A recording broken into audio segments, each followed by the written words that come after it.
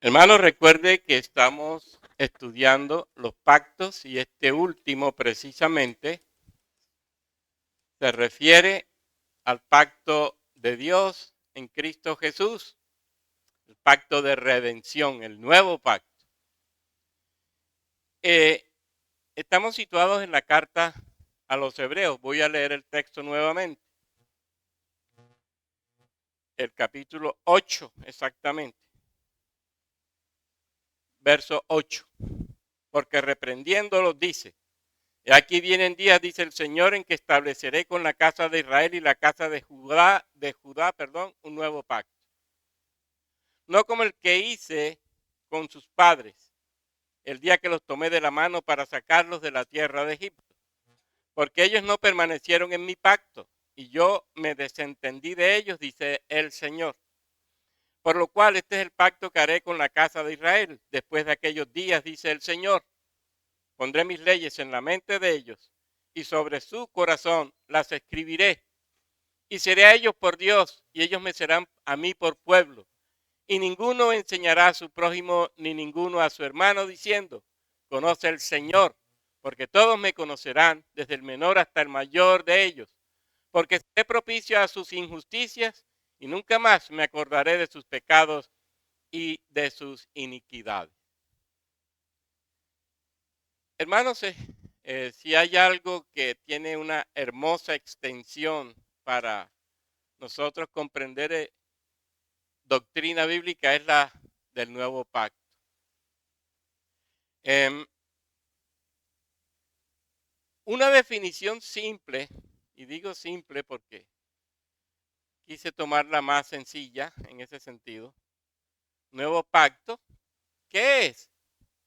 Dice un autor, es la disposición soberana mediante la cual Dios establece una relación de comunión y fidelidad con el ser humano, comprometiéndose libremente a darse a sí mismo y a otorgar sus promesas de salvación bajo condiciones que Él mismo determina, con el propósito de revelar su gracia y conducir al hombre a la plena participación de su vida en Cristo. ¿Qué quiere decir este autor? Uno, que el pacto nuevo es obra de Dios, de Él sale, de Él lo establece. ¿Qué procura este nuevo pacto? Una comunión, una relación fiel con su pueblo, Dios con su pueblo. ¿Qué va a pasar entre Dios y su pueblo? Dios se va a dar a su pueblo. Y Dios va a cumplir sus promesas de salvación en su pueblo. Y el pueblo, en respuesta a esa bendición, a esa gracia, se sujetará a las condiciones que Dios establece. ¿Y todo para qué? Para Dios revelar en toda su extensión su gracia y llevar al hombre a la participación de la vida en Cristo y al cielo mismo. El pacto de gracia, entonces, es un pacto tremendamente hermoso por lo que implica para los creyentes y para el ser humano, aquel que se acoge a las verdades divinas.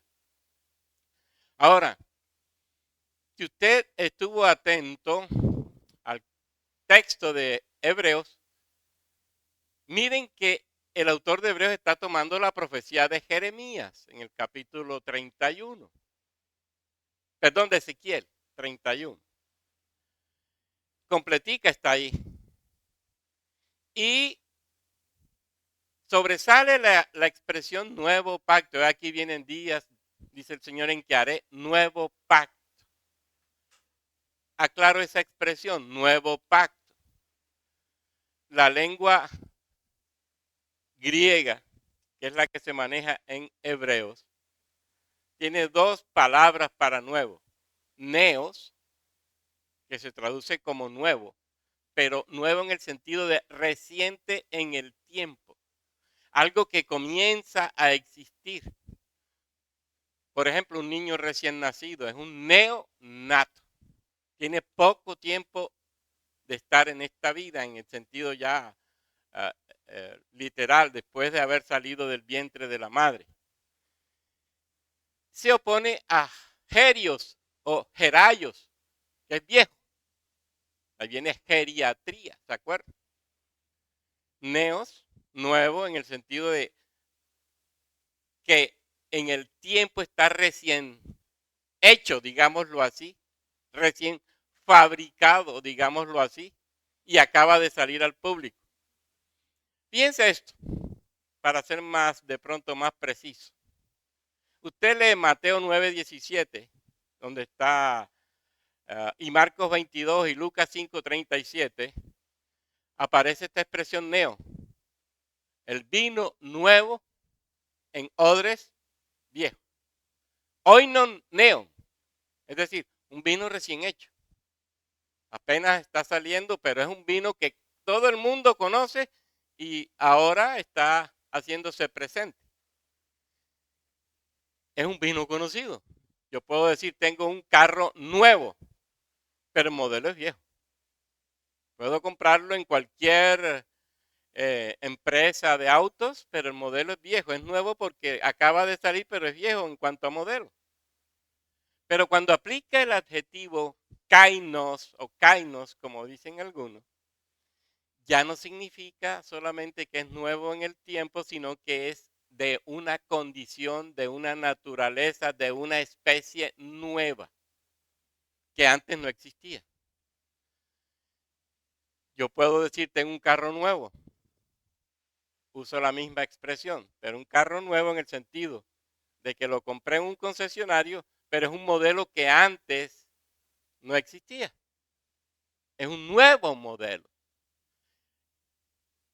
Usando esos términos, quisiera llegar a que entendieran la palabra nuevo aplicada al pacto, que es la que se utiliza realmente por el autor de Hebreo.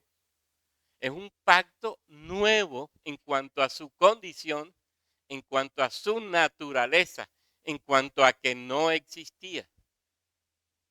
Piense que no es lo mismo el nuevo pacto que el pacto en el Edén con el pacto de obras. No es el mismo, no se parecen con el pacto de Noé, no se parece al pacto de Abraham, no se parece al pacto de David. Es nuevo, no existía antes. Y eso es lo que va precisamente a llevarnos a entender cómo Dios en su misericordia nos está mostrando una realidad que para nosotros va a ser vital porque nos va a llevar a la salvación eterna. Esa expresión nuevo también la utiliza el Evangelio cuando se usa, perdón, kainon, cuando el Señor dice que Él beberá el vino nuevo allá en el reino. Un vino diferente a cualquier vino. Un vino de una clase especial. Un vino que antes no existía, si pudiera decirlo de esa manera. ¿Qué es lo que está transmitiendo Dios cuando dice nuevo en cuanto al vino? Un vino no terrestre, un vino celestial, es decir, un vino de alegría, un vino de gozo, un vino de eterna gloria. Eso en el sentido, en ese sentido es que nuevo se puede entender cuando se aplica a la palabra pacto, nuevo pacto. También se aplica a nueva criatura. El que está en Cristo es kainos. ¿Nueva criatura en qué sentido? En que no se parece en nada a lo que era. Y este sí es un tremendo lío en que nosotros estamos. Porque cuando Cristo llega a nuestro corazón y nos hace kainos, lo que nos está diciendo es, tú vas a estar conmigo y tú no te vas a parecer al que antes era. Es decir, el hombre viejo tiene que desaparecer. El hombre viejo tiene que morir. Tú no tienes por qué parecerte al hombre nuevo. Kainos, soy nueva criatura, una especie nueva en cuanto a la vida espiritual. Un hombre diferente, una mujer diferente a lo que antes ha sido. Así que miren por dónde ya podemos ir entendiendo este pacto. Un pacto que va a ser para nosotros el pacto de la vida y de la vida plena, y es un pacto que solo se desarrolla y solo se establece y solo lo realiza Dios en Cristo Jesús no se ha hecho antes. Ahora, fíjense que el texto de Hebreos dice, yo haré con la casa de Israel y con la casa de Judá un nuevo pacto. Nuevo pacto. No existía, no estaba. No como el pacto que hice con sus padres, es decir, es totalmente diferente. Ya Dios nos está mostrando hacia dónde quiere llevarnos. Y esa expresión es la que retoma Jeremías en su capítulo 31 y la que retoma Hebreos citando a Jeremías. Nuevo pacto. Fíjense que entonces, cuando Dios nos va a hablar de nuevo pacto, va a ser una situación nueva en la que nosotros vamos a estar involucrados, pero por la gracia que Dios mismo nos va a dar para nosotros estar allí. Ojo con eso también. En el caso que nos presenta el Señor, tanto en Jeremías como en Hebreos y en general en el Nuevo Testamento, va a ser así. Y fíjense que si usted lee el final del capítulo 8, verso 13, el texto dice, al decir nuevo pacto, ha dado por viejo al primero. Ha dado por viejo al primero. Y lo que se da por viejo y se envejece está próximo a desaparecer. Es decir, no hay aquí algo que tenga aspectos de aquellos anteriores, aunque los anteriores sí que caben, en el nuevo. Y ya veremos cómo. Es interesante esto. Pablo también la usa en 2 de Corintios, en el capítulo 3. Él habla del kainos diateque. Y es interesante la palabra que usa Pablo, compacto, nuevo, diateque. Era una expresión griega y es una expresión griega que en aquellos tiempos se usaba solo y exclusivamente para los testamentos. El papá que quería dejarle la herencia a alguien hacía un testamento o un pacto de herencia. Decisión de él, voluntad de él, deseo de él de dejarle eso a alguien, a un hijo, a una hija, o distribuirlo de tal manera entre los hijos. Esa palabra es la que va a usar la Biblia precisamente para hablar del pacto de Dios y para decirnos claramente que el pacto es de Él y lo hace Él y lo define Él con quien quiere, cuando quiere y donde quiere. Por eso es imposible que yo, ser humano, pueda pactar con Dios. Es que ni los términos usados en la Biblia para pacto son iguales. Sunteke, en griego. Tú y yo podemos hacer pacto, negociación, estamos al mismo nivel. Diateque, yo no puedo hacer pacto con Dios porque yo no estoy al nivel de Dios. Es Él el que decide y es Él el que establece el pacto de herencia para mí. Eso que nos quede claro también. Por eso, escuchar hoy que voy a hacer pacto y que pacta, eso es ilógico, eso es antibíblico. Eso no se encuentra en el lenguaje bíblico. Así que fíjense, es un pacto de Dios, es un pacto que surge de Dios, que lo establece Dios para sus hijos y es nuevo. Es kainos o kainos. Y eso es lo que Hebreos nos va a dejar claro y el profeta Jeremías nos está diciendo que es lo que ha pasado con Dios. Un pacto que en términos simples, según Hebreos, si ustedes leyeron con cautela el texto, y que está lo mismo en Jeremías, comprende tres partes. Dios pondrá su ley en nuestros corazones, cada uno tendrá una relación única y especial con Dios, los pecados serán perdonados y abolidos, y los hombres del nuevo pacto serán el nuevo pueblo de Dios. Miren lo que va a pasar con el nuevo pacto. Ahora, otro aspecto importante que también surge del pacto es la relación entre pacto y culto. Cuando usted mire el tema, el autor de Hebreos, junto con Jeremías, son originales. el autor de Hebreos se da cuenta de que la descripción no basta, cómo será el pacto y qué elementos tiene, sino que también va a entrar en una aclaración especial en cuanto al culto, para que se dé un culto verdaderamente nuevo conforme al nuevo pacto. Porque si yo pienso en un nuevo pacto con el culto viejo, no cabe. No encajan según lo que veremos en lo que Hebreos nos enseña y lo que en determinada forma nos dejó Jeremías. Por eso, esto no se lo inventó ni Jeremías ni se lo inventó el autor de Hebreos. Eso es creación divina. Y está expresado eso en el Pentateuco. El pacto en el Antiguo Testamento implicaba ritos e implicaba sacrificios de animales. Ahí está la base del culto. Pero este es nuevo. Entonces tiene que haber una ruptura en el culto. Tiene que haber una situación en donde culto antiguo y culto nuevo se separan. Y eso es también lo que vamos a encontrar, porque nos va a decir Hebreos, fíjense 9:1 ahí cerquita. Ahora bien, aún el primer pacto tenía ordenanzas de culto y un santuario. Ok, sí, es ciertamente. Había en el Antiguo Testamento un templo, unos sacerdotes, unos ritos, sacrificios de animales, etc.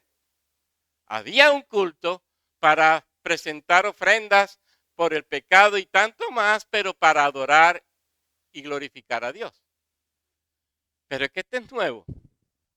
Y aquí el culto tiene que ser conforme al pacto. No puede haber un culto nuevo con elementos del pacto viejo. La eficacia del pacto depende del culto. Fíjense el culto antiguo. Pacto, sacrificio. Tenía fuerza eso.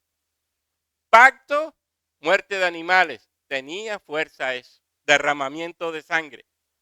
Si se establece un pacto mejor, un pacto nuevo que es superior, no basta el culto antiguo. Se necesita un nuevo culto, una nueva liturgia, una nueva forma de entrar en relación con Dios. Y allí es donde nosotros vemos la grandeza del nuevo pacto también. Así que si hay culto nuevo, hay sacrificio nuevo, hay ofrenda nueva y hay sacerdocio nuevo. No puede ser igual al antiguo pacto.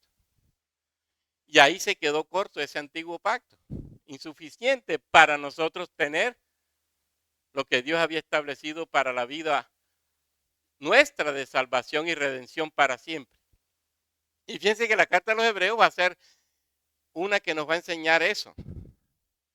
Y en el texto de la carta, ella va a hacer esa transición muy, digámoslo así, muy sabia, y el Espíritu Santo estuvo en todo esto, para mostrarnos cómo se pasa del pacto al sacrificio cultural, y ese sacrificio como un sacrificio que tiene un lugar central en el nuevo pacto.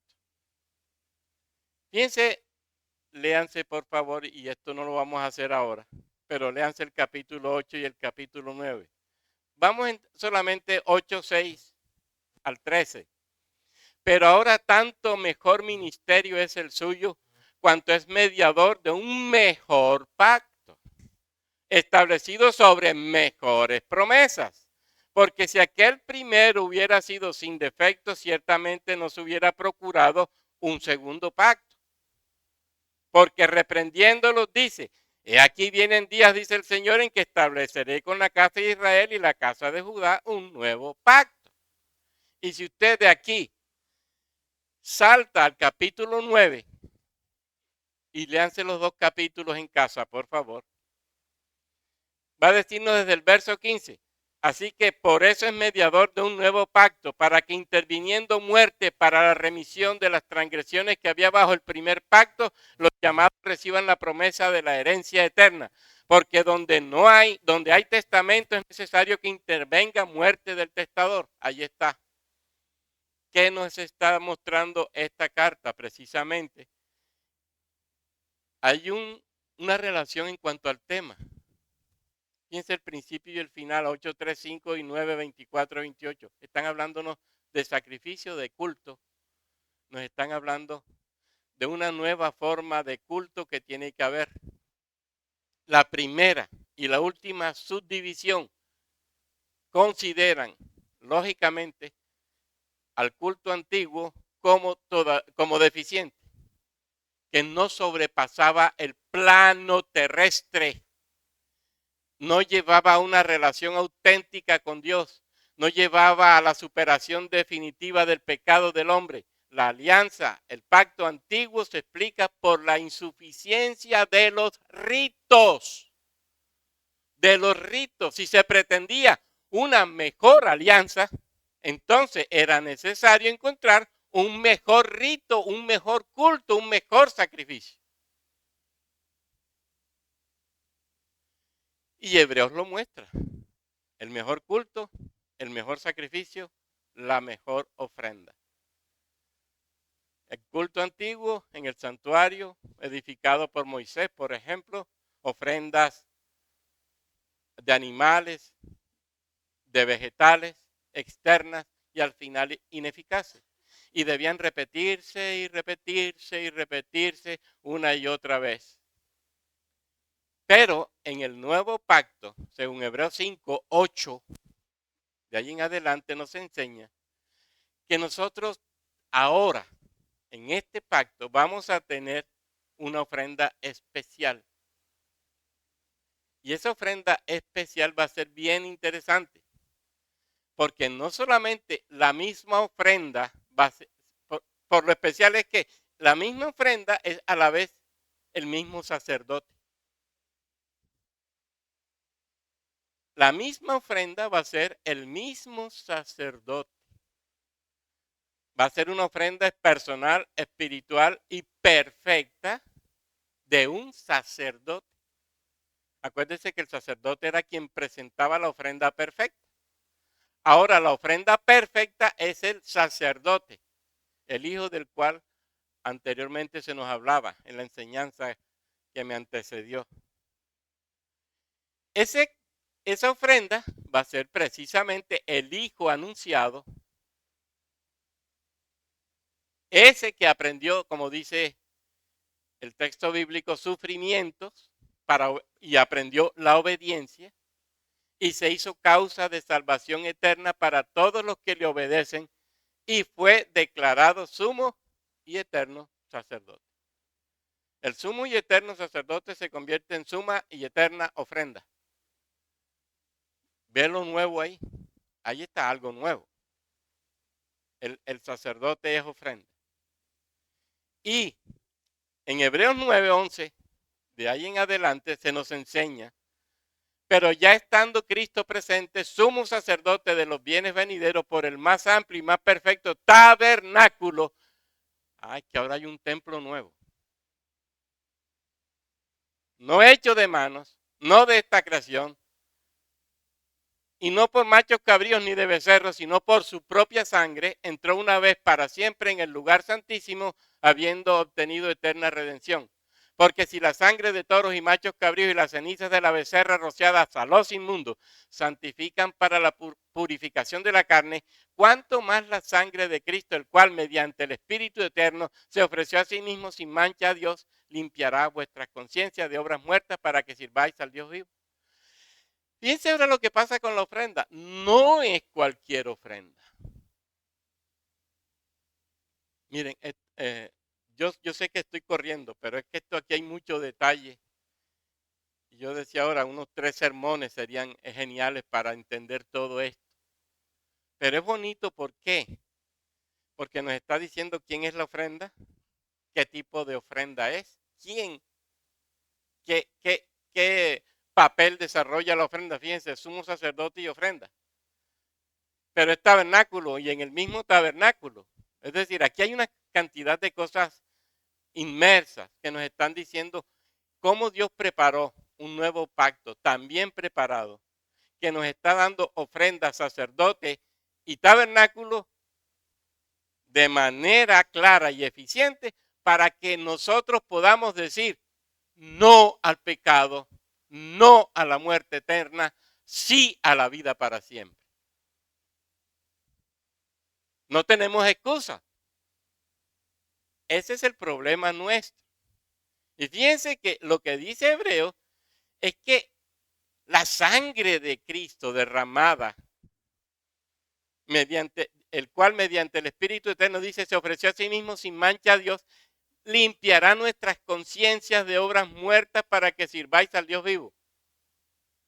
Es decir, aquí no hay excusa luego de que yo participe en este nuevo pacto por la gracia, de aceptar la ofrenda, de aceptar a Cristo como mi Señor y Salvador, por lo que Él hizo como ofrenda y como sacerdote y como Hijo de Dios que trae la vida. No hay excusa para decir, no puedo vivir la santidad, no puedo vivir a la manera de Dios. No tengo excusa. Y ese Cristo va a ser precisamente el mediador de un nuevo pacto. Nuevo. No hay ofrenda como Él. No hay tabernáculo como el de Él. No hay sacerdocio como el de Él. Y un sacerdocio que dice la Biblia es sumo y eterno. Supera todo. Y acuérdense que Hebreo nos dice, y lo mencionaban ahora, que Cristo supera todo. Y si Cristo lo supera todo, y Él es el sacerdote, y Él es el que entra a su propio tabernáculo, y Él es la misma ofrenda, ¿cómo puede ser el sacrificio sin un sacrificio perfecto, completo, del cual nosotros participamos para que se acabe el problema nuestro del pecado y de la desobediencia a Dios? No hay más que decir aquí. Y por eso, dice Hebreo, es un mediador de un nuevo pacto. Mediador.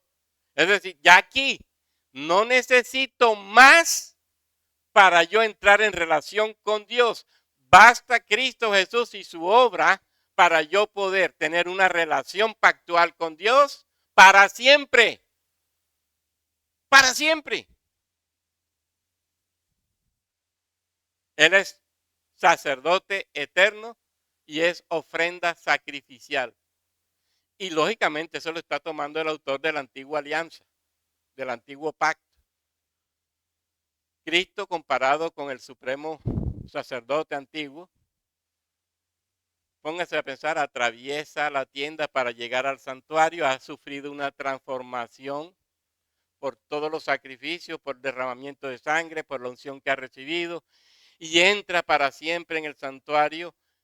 Y ahora que me dice el autor de Hebreo, el santuario de Cristo no es como el antiguo, ese no está fabricado por mano humana, es el cielo mismo. Mire, uno no alcanza a entender la obra de Cristo Jesús en los significados tan profundos que esto tiene.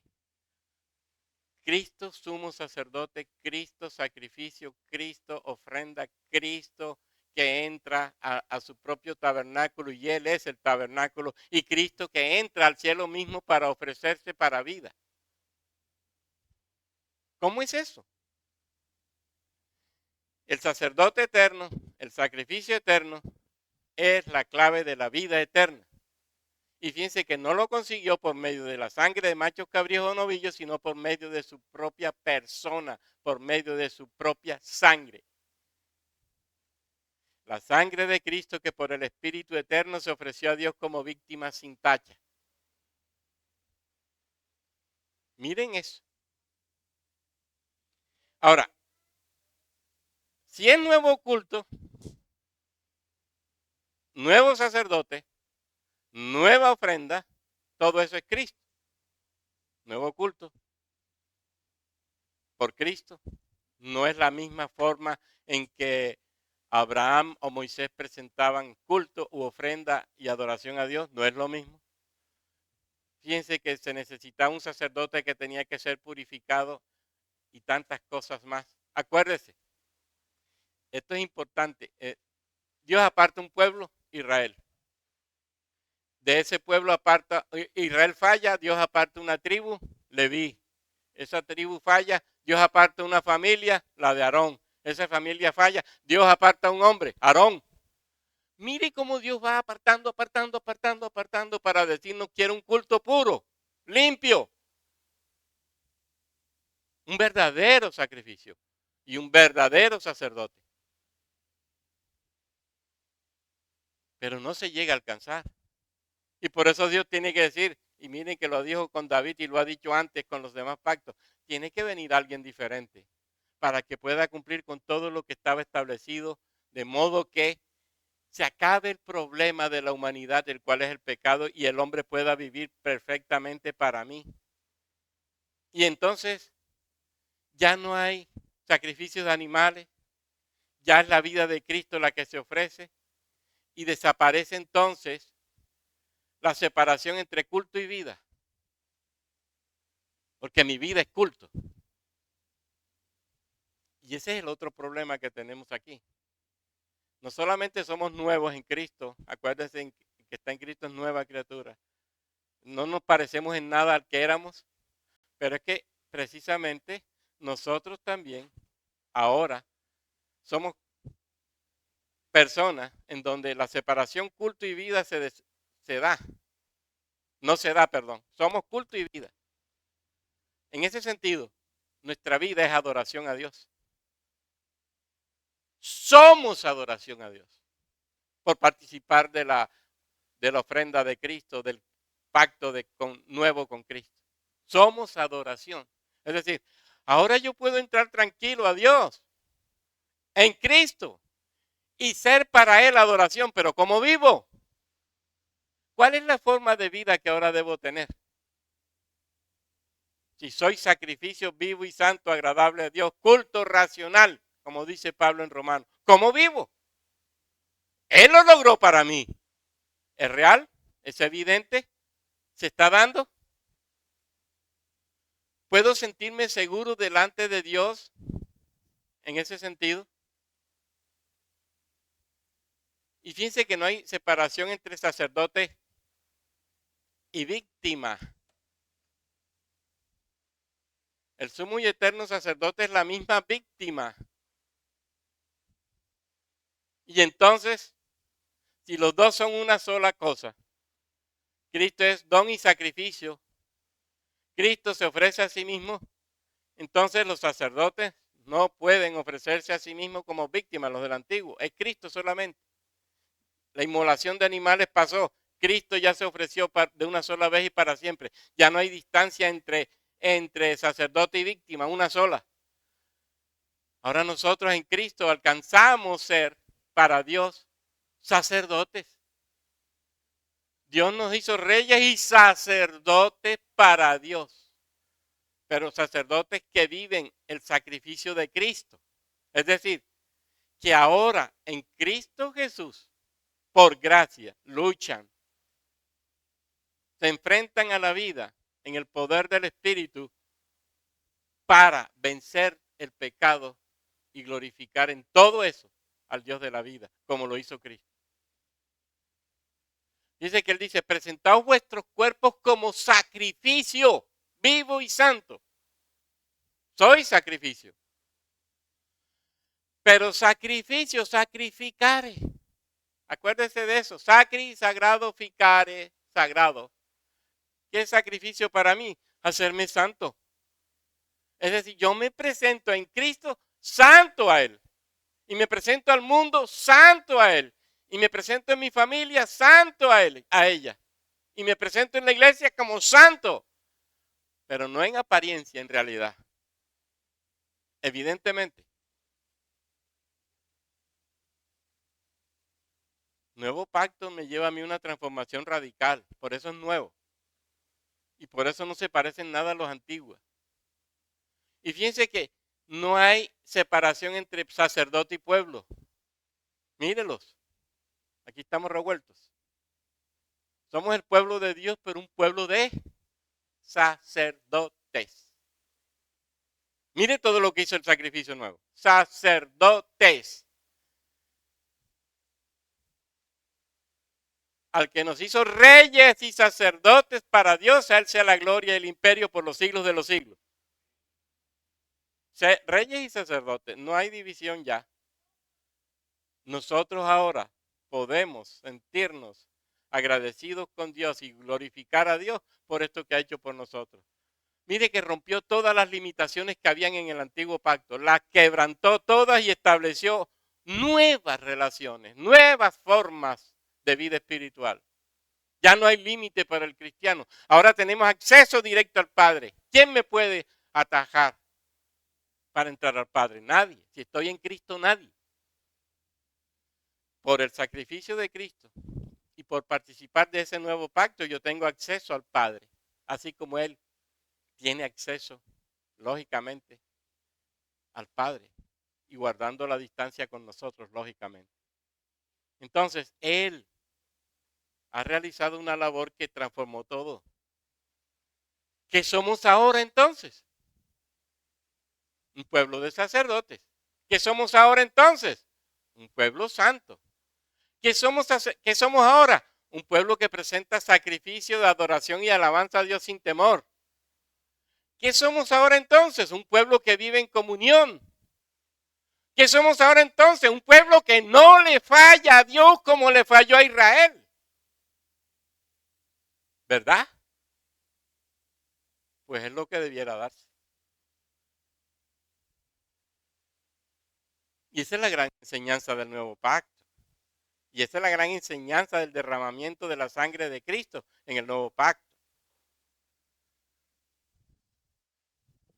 La sangre de Cristo para esto es eficaz porque proviene de un sacrificio perfecto. Entonces esto es alcanzable. Esto es alcanzable. La sangre de Cristo es suficiente. El sacrificio de Cristo es suficiente. ¿Podemos ser pueblo santo? Sí. ¿Podemos ser pueblo en comunión? Sí. ¿Podemos ser pueblo de sacerdotes? Sí. ¿Podemos ser pueblo que testifica de Dios? Sí. ¿Por qué? Por Cristo y su nuevo pacto.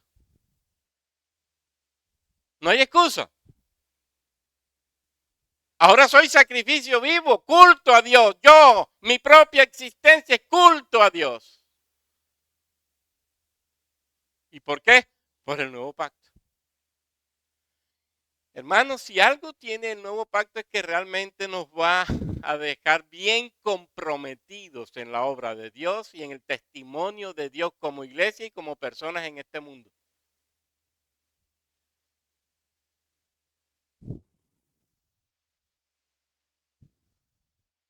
Fíjense lo que dice Hebreos. Y no estoy tratándolo directamente porque nos demoraríamos más. Pero Hebreos nos va a decir muchas cosas. Cristo es la cabeza de la salvación. Se solidariza con los hombres.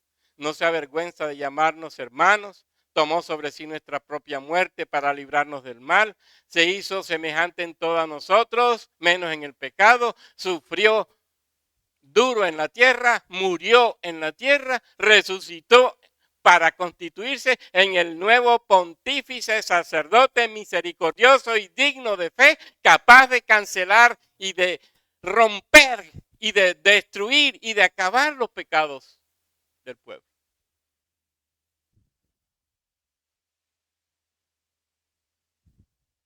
¿Qué excusa tenemos frente a Cristo? Fíjense esto, el pacto de obras que prometía, vida plena al hombre, vida para siempre en obediencia perfecta. ¿Qué estaba mostrando Dios? Que Él es soberano, Señor de la conciencia, Señor de la vida del hombre. Quiere vida para el hombre. ¿Los pactos anteriores lo lograron? No. ¿Quién lo logra? Cristo. Cristo. El pacto de Noé, en general, es un pacto para preservación de la vida. Dios quiere salvar, no quiere destruir. ¿Y quién lo hace? Dios en Cristo Jesús viene a salvar Hay otro que viene a robar, a matar y destruir, pero ese no es Cristo. El pacto de Abraham, bendición para todas las naciones. Dios quiere una familia universal. ¿Y quién lo logra? Cristo. Abraham nos lo dice. En ti serán benditas, se lo dice Dios, en ti serán benditas todas las familias de la tierra. ¿Quién lo logra? Cristo. Moisés, comunión del pueblo bajo su ley, bajo su palabra. Dios busca un pueblo obediente a él, a su palabra. ¿Quién lo logra? Cristo. David, un rey eterno. Él quiere gobernar con justicia, él quiere gobernar con misericordia, él quiere gobernar con verdad, él quiere el bien del ser humano. ¿Quién lo logra? Cristo. Todos los pactos van a tener a Cristo, todos. Los pactos tienen promesas que terminan en el pacto, Efesios, acuérdense, habla de los pactos de la promesa. Los pactos de una sola promesa, porque todos terminan en Cristo. Cada pacto tiene promesa, pero al final los pactos van a terminar en una sola, en Cristo, que es el único que alcanza todo lo que los pactos no pudieron alcanzar. Mire eso. Y si Cristo alcanza lo que los pactos otros no alcanzaron, entonces, ¿qué gano yo? Póngase usted a pensar. ¿Qué gano yo? Gano vida eterna. Gano salvación para siempre y vida plena. Gano ser parte de la familia de Dios, de la familia universal.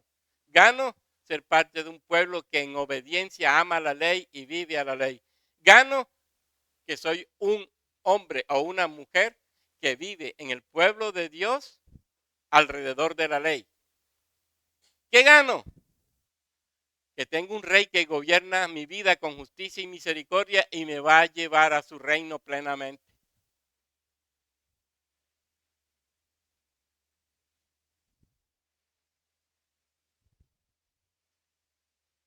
Fíjense que los pactos tienen promesas temporales, prosperidad material y demás, ya lo expresaba ahora.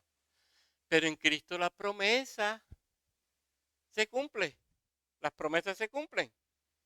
Y se cumplen de una mejor forma porque Él sí podía hacer realidad todo lo que los otros pactos no lograron. ¿Por qué? Porque Él es un mediador puesto por Dios para alcanzarnos esas bendiciones. Y miren que Juan lo dice de una manera bien inteligente, guiada por el Espíritu. La ley fue dada por medio de Moisés, pero ¿la podía vivir? No. Pero la gracia y la verdad vinieron por medio de Jesucristo. ¿Lo puedo vivir? Sí. No hay excusa. Hay un mejor fundamento, Cristo. Cristo, Cristo, Cristo. El mejor fundamento. En el antiguo pacto tengo que hacer un gran esfuerzo. En el nuevo pacto descanso en Cristo y cumplo el fundamento. En el nuevo pacto soy fiel a Cristo y Él me da su promesa. Y soy fiel a Cristo no por obediencia irrestricta a la ley, sino por gracia, en vista que amo la ley. Yo no obedezco la ley como ley, en el sentido del manejo que les damos a las leyes cotidianas nuestras, lo que dice el presidente o lo que dice el gobernador, no, que me obliga, no, Cristo no me obliga.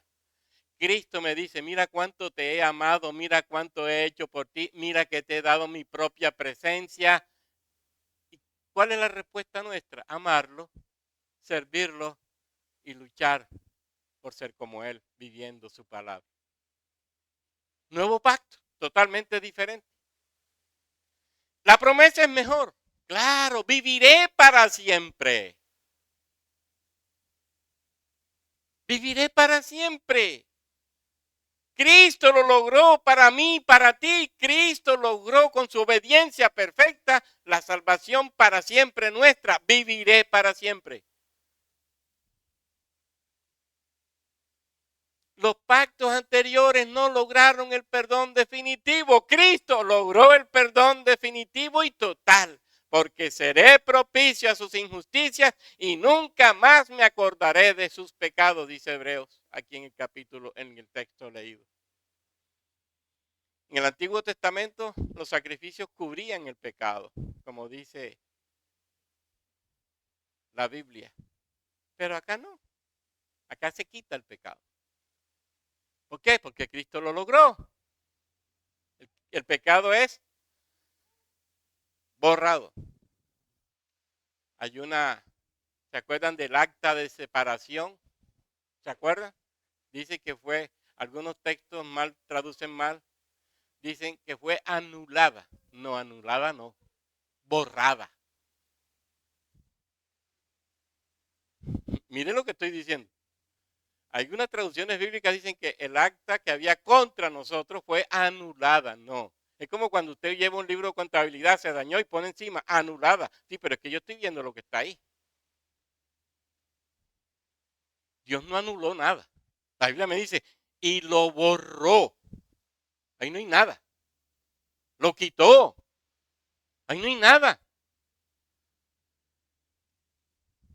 Hay reconciliación para siempre. El pecado es borrado, la culpa quitada. Y hay una promesa mejor. No es solo un perdón temporal. Hay reconciliación eterna. Romanos 5:1. Justificados pues por la fe tenemos paz para con Dios por medio de nuestro Señor Jesucristo. Ya no es Cristo, ya no es Dios mi enemigo. Ahora en Cristo es mi amigo y puedo entrar tranquilo a su presencia en Cristo. Nuevo pacto lo logró. Hay reconciliación eterna. No hay deuda pendiente entre el creyente y Dios. No hay enemistad entre el creyente y Dios. Y es mejor en su efecto, fíjense, mejor en su fundamento, en la gracia. Mejor en su contenido, perdón total y definitivo. Mejor en su efecto, transformación interior. Pondré mis leyes en su mente y las escribiré en su corazón. No está pasando eso en ti, no está pasando eso en mí. No está el Espíritu Santo ayudándonos a nosotros, escribiendo la ley de Dios en nuestra conciencia, en nuestro corazón, en nuestro interior. ¿Y por qué entonces somos lo que somos todavía? Fíjense que hay un efecto de transformación. Nueva criatura, kainos, no eres igual. Eres de otro tipo, eres de otra naturaleza, eres de otra condición, porque eres en Cristo nueva criatura, no eres igual.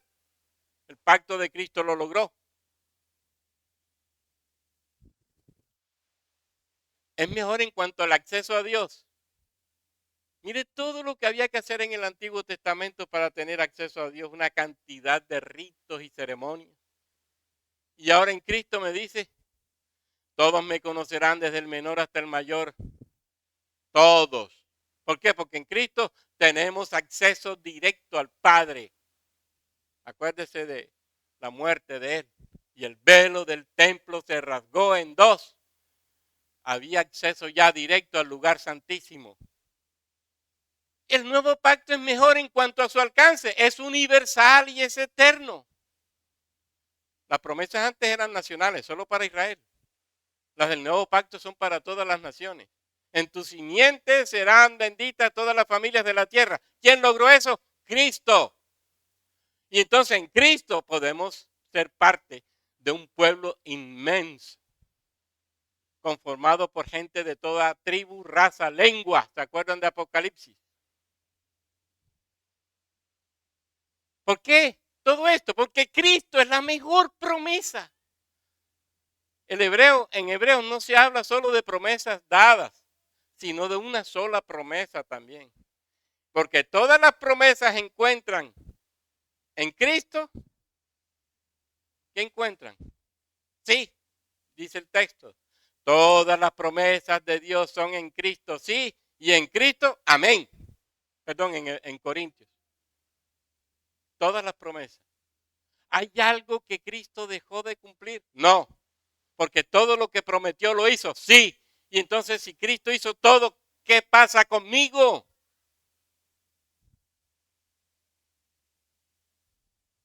¿Mm? Él mismo es la promesa. Y ese es el otro problema. No es solamente que hay una mejor promesa, es que Él mismo es la promesa. Y Él mismo en nosotros lleva a cabo todo lo que sea necesario para nosotros alcanzar la vida para siempre y vivir como Dios quiere. Él mismo es la ley escrita en nuestro corazón.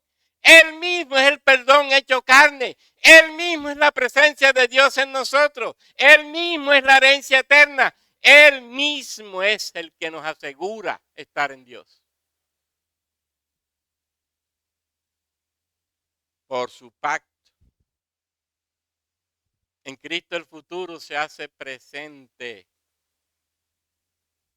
Y Dios me garantiza que allí estaré con Él. Vida eterna, herencia celestial, dice Hebreos 9:15. Presencia permanente de Dios en el Espíritu Santo, dice Juan 14:16. Por eso la nueva alianza o el nuevo pacto mejor es la culminación del propósito eterno de Dios. Crear un pueblo purificado, transformado, habitado por el Espíritu, que obedece sin obediencia impuesta, sino por amor al Cristo de la promesa que por gracia nos salva y nos lleva a la vida verdadera. Cristo habita en nosotros. Nosotros vivimos en Cristo.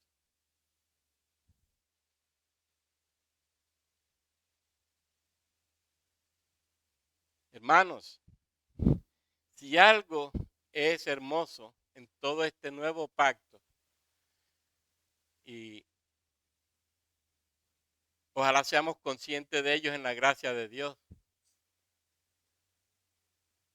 es que ese nuevo pacto nos tomó de la tierra y nos llevó al cielo. Listo. ¿Por qué dice la Escritura? Nuestra ciudadanía no es de aquí. Pero fíjense que nosotros estamos apegados aquí. ¿Qué es lo que yo persigo? Lo de aquí y lo de ahora. No quiero decir con esto de que no sea responsable en la vida. No. Pero que lo primordial sea Cristo, el Evangelio, la salvación, la santidad, la búsqueda de Dios. Somos ciudadanos del cielo. Nuestra cédula dice Jerusalén celestial. La mía dice Corozal Sucre. Esa se queda aquí. La otra es la que más me interesa. Y esa es la que debe interesarnos. Somos ciudadanos del cielo. Y lo otro, hermano, fíjense que el pacto no se parece en nada a los antiguos. En nada. Eh, ojalá miraran el ascenso que hay del sacerdote. Siempre el sacerdote Cristo lo va llevando hacia arriba, hacia arriba, hacia arriba. ¿Para qué? Para hacernos ver eso. Si somos sacerdotes de Dios, tenemos que ser como el gran sacerdote. Ser nosotros también sacrificio. ¿Por qué creen ustedes que Cristo dijo, ¿quién es el verdadero discípulo? El que toma su cruz y me sigue.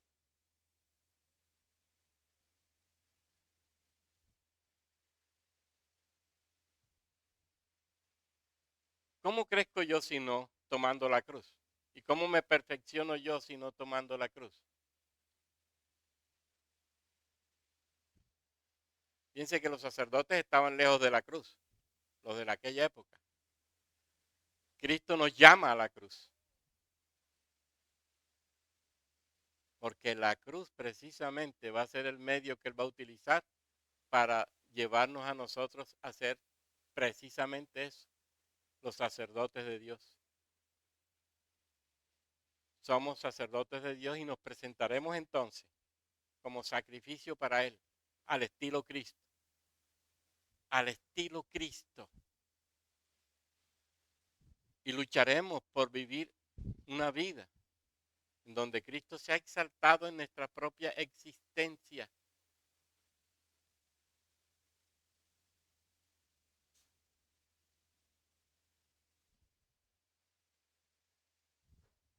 Nosotros, y con esto voy terminando, tenemos una gran responsabilidad frente a la vida eterna. No podemos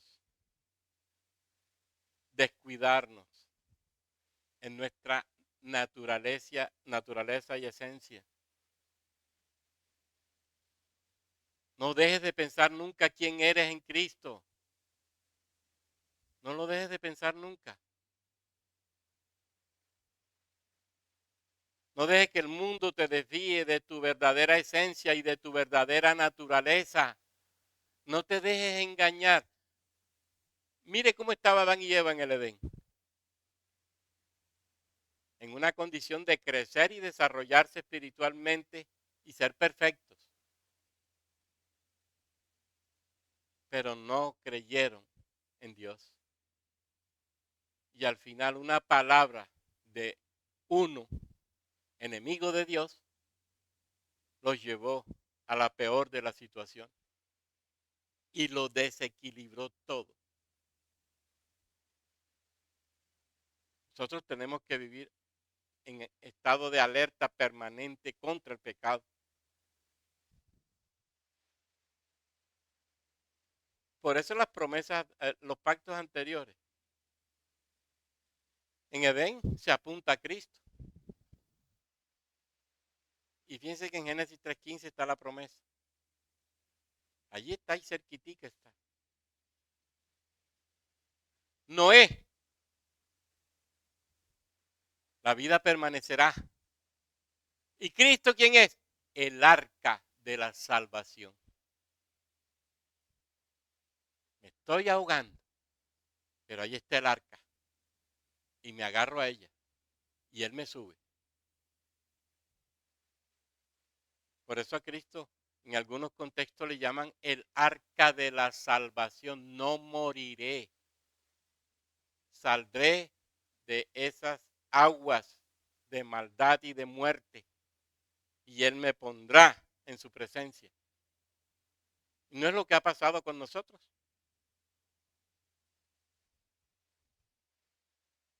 Con Abraham.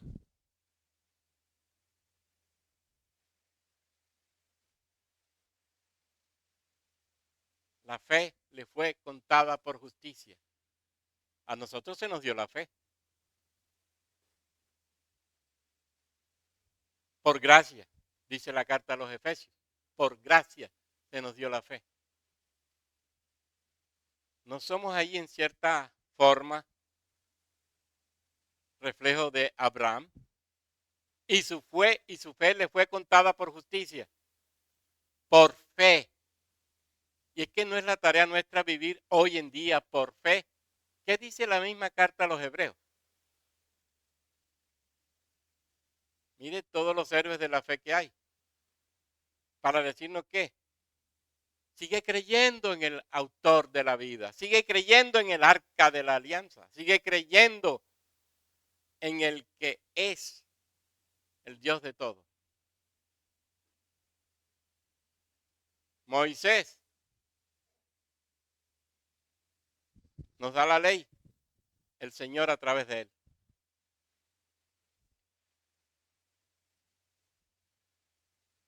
Una ley que nos va a llevar a Cristo. Y una ley que es posible solo en Cristo.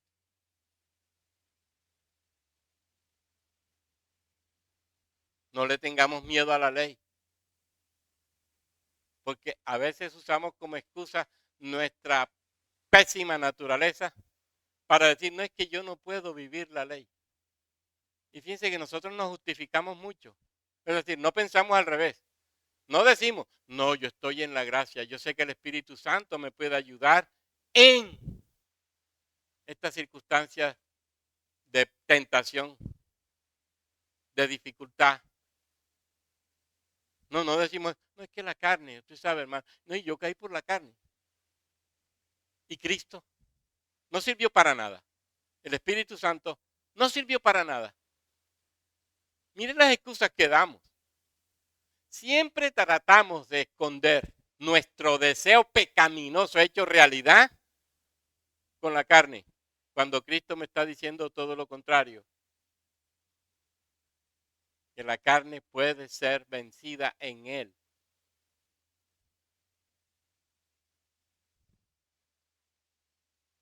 Un reino con David, reino. Él no vino predicando el evangelio del reino. Es que David no estaba diciendo eso de una manera hermosa, ya lo vimos ahora. Somos del reino. Estamos constituidos como pueblo que ha amado a su rey y acepta a su rey y vive a su rey que está sentado en el trono y al cordero. Y no duda en servirle y adorarle.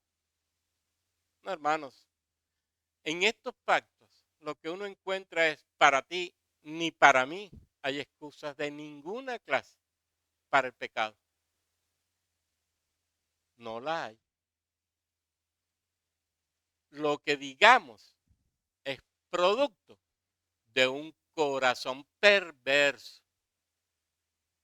Decir lo contrario es producto de un corazón perverso que quiere justificar el pecado y no exaltar la gracia que el Señor nos brinda para ser criaturas diferentes. Esos kainos, hombres diferentes absolutamente en todo. Ahí están las promesas apuntando a Cristo todas, que es la verdadera promesa. La promesa es Él, que no se nos olvide. La palabra es Él, que no se nos olvide. Fíjense cómo lo dice Hebreos. En los últimos tiempos nos ha hablado por medio de su Hijo Jesucristo. La palabra hecha carne nos habló y nos sigue hablando. Y hermanos, finalmente, definitivamente los pactos nos llevan a ser responsables en nuestra vida y a ser responsables en la iglesia. Pero también a ellos le encontramos justificación. Y justificaciones muy inteligentes. ¿Hasta dónde nos lleva el pecado? A ser personas tan particulares que somos capaces de darnos una excusa para no quedar mal librados en la iglesia. ¿Qué pensará Cristo de nosotros?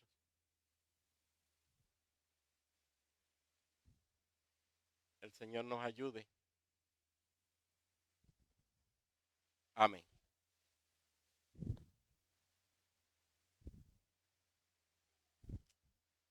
Voy a terminar antes de la cena.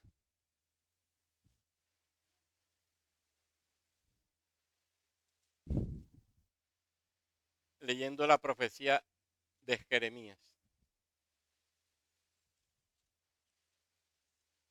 Para que nos quede en nuestra conciencia lo que Dios quiere que nosotros seamos.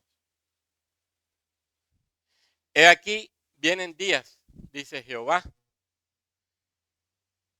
en los cuales haré nuevo pacto con la casa de Israel y con la casa de Judá.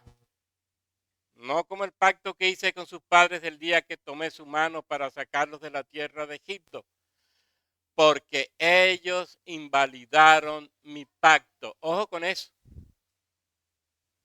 Con el pecado que hacemos, invalidar el pacto. Ellos invalidaron mi pacto. Aunque yo fui un marido para ellos, dice Jehová. Pero este es el pacto que haré con la casa de Israel después de aquellos días, dice Jehová. Daré mi ley en su mente y la escribiré en su corazón. ¿Dónde está la ley ahora? En nuestra conciencia, en nuestro corazón, en donde deben justificarse todas nuestras conductas, en nuestro corazón lleno de la ley, de la palabra de Dios, bajo la dirección del Espíritu Santo. Y yo seré a ellos por Dios. Claro, si la ley está en nuestro corazón, Él es mi Dios. Y a Él adoro, y a Él exalto, y a Él bendigo. Y ellos me serán por pueblo, claro. El nuevo pueblo, constituido por judíos y gentiles. Y no enseñará más ninguno a su prójimo ni ninguno a su hermano, diciendo, conoce a Jehová, porque todos me conocerán, desde el más pequeño de ellos hasta el más grande, dice Jehová, porque perdonaré la maldad de ellos y no me acordaré más de su pecado. Hermanos, que esto nos sirva para meditar en nuestra vida y que no se nos olvide quiénes somos en Cristo.